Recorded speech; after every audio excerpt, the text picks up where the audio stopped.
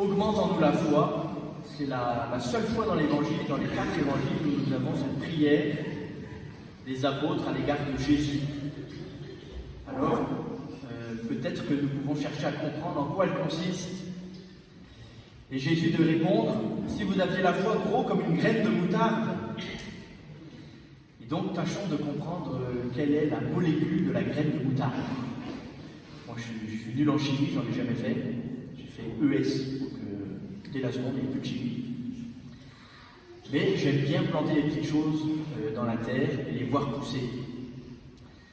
Et la vie d'un prêtre, spécialement d'un curé, consiste pour une bonne part à planter, à semer la parole de Dieu et à la regarder pousser. Alors tâchons de comprendre en quoi consiste cette graine de moutarde qui est l'image que Jésus emprunte pour désigner la foi. J'ai pensé à 3 verbes qui nous viennent de la parole de Dieu de ce jour pour comprendre la graine de moutarde de la foi. Premier verbe, c'est le verbe endurer.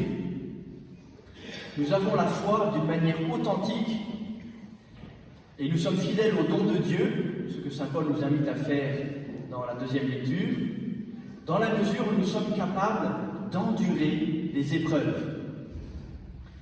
Et je pourrais vous faire lever la main pour vous demander qui parmi vous a déjà expérimenté un temps d'épreuve dans sa vie, et je pense que tous vous lèveriez les 2 bras. Et quand nous avons la foi, petit problème dans la sacristie. Quand nous avons la foi, nous avons la grâce de Dieu pour traverser les épreuves. Non pas que les épreuves tout d'un coup soient légères et indolores, parce qu'une épreuve c'est toujours douloureux et difficile et pesant, mais la foi nous fait aller de l'avant néanmoins. C'est les mots d'Habacuc, ce prophète qui se situe dans l'histoire d'Israël tourmenté entre les 2 exils, la chute du royaume du Nord, puis ensuite la chute du royaume du Sud, et pendant ce temps-là, les Chaldéens viennent piller Israël et déporter tout le monde. Et Habacuc d'inviter le peuple à être patient dans les épreuves et de montrer en exemple l'âme droite qui sait justement persévérer dans les difficultés, contrairement à l'insolent qui se rebelle contre la vie difficile et qui râle et qui s'énerve contre le sort qui lui est dévolu. Au contraire, l'homme de foi patiente, persévère, endure, parce qu'il met sa foi dans le Seigneur et il sait que le Seigneur ne l'abandonnera pas. Et même si au présent la vie est dure, nous savons que le Seigneur non seulement est là, avec nous, mais qu'en plus il est victorieux du mal et qu'il ne nous abandonne pas à notre triste sort, qu'il ne permet pas que nous vivions des épreuves insurmontables. Alors frères et sœurs, le premier atome de la molécule de la graine de moutarde de la foi, c'est l'endurance, savoir endurer. Ensuite, le 2e verbe qui désigne la foi, c'est raviver. Ce beau verbe qu'emploie saint Paul pour son fils bien-aimé Timothée, qui l'a conduit jusqu'à l'ordre épiscopal, qu'il a établi ancien, responsable d'une communauté, et il lui demande de raviver le don qu'il a reçu par l'imposition de ses mains et le don de l'Esprit Saint. Avec cette belle formule 2 Timothée 1,7, que vous pouvez retenir par cœur, si vous voulez crâner devant les jeunes confirmants, quand ils vous demandent de dédicacer leur Bible, vous mettez 2 Timothée 1,7, dire à voir. Et donc c'est ça, on l'a aujourd'hui. Ce n'est pas un esprit de crainte que nous avons reçu, mais un esprit de force, d'amour, de pondération. Ravive le don que tu as reçu. Frères et sœurs, si vous êtes là, c'est parce que vous avez reçu de multiples dons de Dieu, à commencer par le baptême. D'ailleurs, il y a quelques familles qui viennent présenter leurs enfants au baptême. Quelle grâce ils font à leurs enfants! Que Dieu leur donne la vie éternelle et la foi pour en vivre. Et frères et sœurs, la fidélité dans la foi consiste à raviver régulièrement ces dons que Dieu nous a faits. Les dons de Dieu sont sans repentance, dit l'Écriture, donc quand Dieu donne, il ne reprend pas.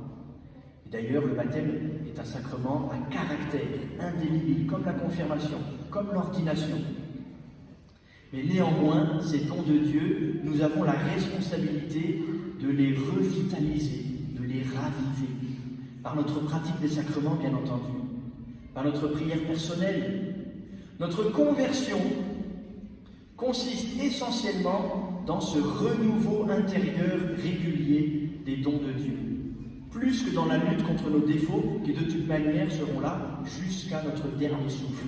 Je ne veux pas vous décourager, vous avez raison néanmoins d'amadouer votre personne, votre caractère, mais redécouvrez combien la conversion du cœur que la vie chrétienne nous appelle à vivre consiste surtout à raviver les dons de Dieu qu'il nous a faits. Et c'est une dimension essentielle de cette graine de moutarde de la foi. Et puis le dernier mot, le dernier verbe, la dernière attitude de cœur que la foi nous demande de vivre, que la graine de moutarde doit déployer et grandir en nous, c'est d'être détaché. Avec cette formule un peu surprenante, nous sommes de simples serviteurs, ça c'est la nouvelle traduction, l'ancienne disait des serviteurs inutiles. Et même quelquefois, et c'était plus difficile à comprendre, des serviteurs quelconques. Nous ne sommes jamais quelconques aux yeux de Dieu, lui qui dit dès l'Ancien Testament, tu as du prix à mes yeux et je t'aime. Mais nous sommes des serviteurs inutiles, non pas au sens qui ne servent à rien, mais au sens de non indispensables. D'ailleurs, les hellénistes parmi nous qui parlent couramment le grec le savent bien que le mot de l'évangile veut dire non indispensable, avec le A privatif de ageusie, et après j'ai oublié. Et nous sommes des serviteurs non indispensables. Et comme il serait bon que nous grandissions dans cette dimension de la foi, de vivre simplement notre louange au Seigneur, notre charité fraternelle, comme un devoir d'amour. Vous savez, quand on dit qu'on est l'obligé de quelqu'un, je suis votre obligé. Non pas que nous soyons soumis d'une manière obligatoire à quelqu'un, mais par charité, nous nous mettons à son service. Par charité, nous nous mettons à son rythme.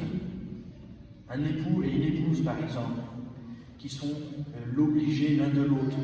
Par exemple, quand une épouse se casse le pied, il y en a dans l'assemblée, et bien son époux, ça tombe bien, il en arrête le travail, il se met à son rythme. Nous sommes les obligés les uns des autres.